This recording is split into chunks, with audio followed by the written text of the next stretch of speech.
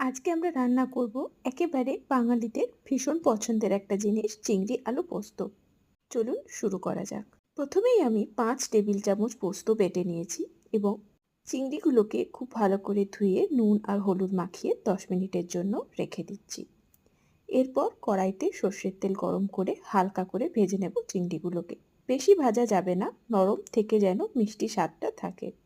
হালকা লাল লাল করে ভাজা হয়ে যাওয়ার পর চিংড়ি মাছগুলোকে আমি অন্য একটা পাত্রে তুলে আলাদা করে রেখে দিচ্ছি।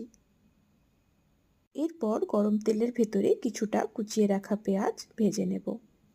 5 থেকে 6টা আলু এভাবে ছোট ছোট করে চৌকো করে কেটে নিয়েছি। এবার সেই গরম তেলের ভেতরে আমি আলুটাকেও হালকা বাদামি রঙের করে ভেজে নেব।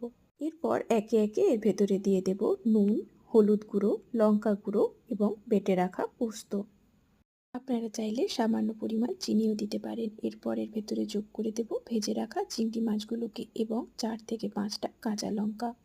তারপর হাফ কাপ জল দিয়ে এটাকে 10 থেকে 15 মিনিট সেদ্ধ করে নেব। ব্যাস, খুব অল্প সময়ে আমাদের চিংড়ি আলু পোস্ত তৈরি হয়ে গেছে। ধন্যবাদ।